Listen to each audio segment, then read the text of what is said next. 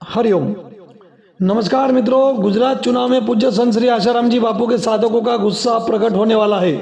ये बात तो बिल्कुल पक्की है, किंतु एक बहुत बड़ा सवाल खड़ा हुआ है। वो ये है कि क्या बापू जी के साधक एकजुट होंगे या नहीं।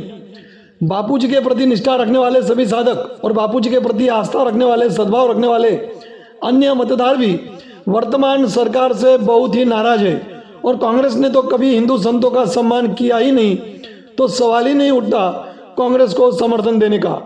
अब प्रश्न यह है कि बापूजी के साथ हो रहे अन्याय से दुखी मतदार आखिर वोट देंगे तो किस दल को देंगे। मित्रों, गुजरात के कई साधकों के साथ हम संपर्क बनाए हुए हैं, कईयों से चर्चा हो रही है। जो बातें सामने आ रही है उससे ये बात तो निश्चित है कि इस बार भाजपा को मतदान नहीं किया जाएगा, किंतु भाजपा के खिलाफ संगठित हुए साधकों में मतदान किसे करना, इस बात को लेकर एक मत होगा या नहीं, यह एक बड़ा सवाल है।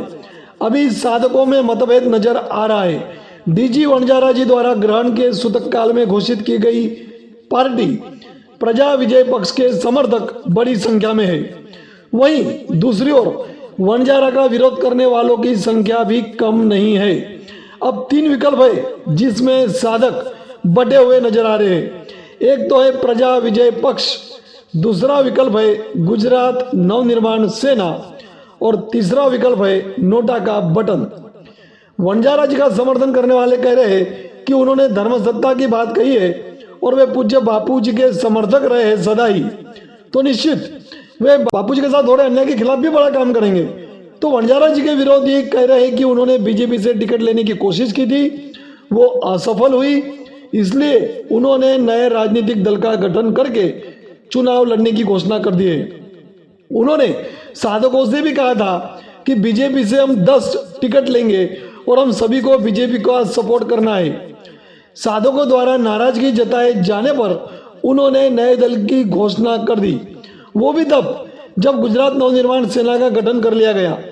वणजारा जी का बीजेपी की ओर झुकाव होने से उनसे नाराज हुए साधु संत व समाज सेवियों ने गुजरात नवनिर्माण सेना का गठन कर लिया। उसके बाद वणजारा जी ने बीजेपी को छोड़कर अपना दल बना लिया, ताकि बीजेपी समर्थन से नाराज हुए साधक और गुजरात नवनिर्माण सेना की ओर जा रहे साधक सभी को अपनी ओर मोड़ा जा सके।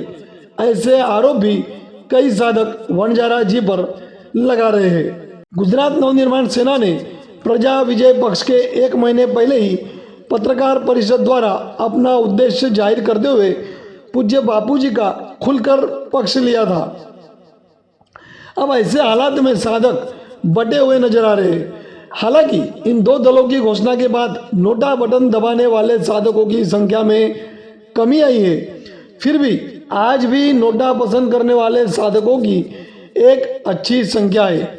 मैं इन तीन विकल्पों में से किसी भी एक का समर्थन अथवा विरोध नहीं कर रहा हूँ और मैं उसे अपना अधिकार भी नहीं समझता हूँ।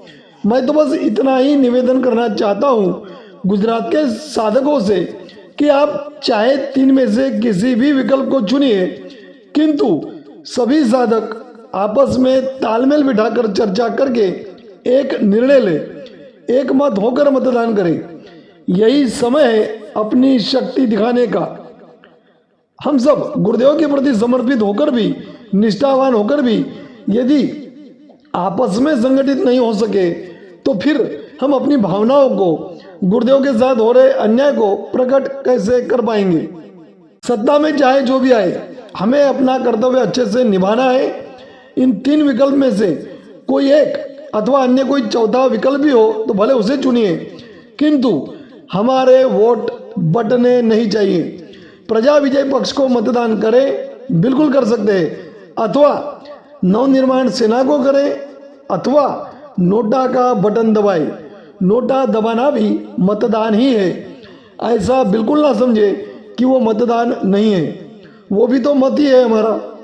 ये सभी विकल्प अच्छे हैं, बस उसमें से एक ही चुने सभी साधक मिलकर, ये बहुत महत्वपूर्ण है।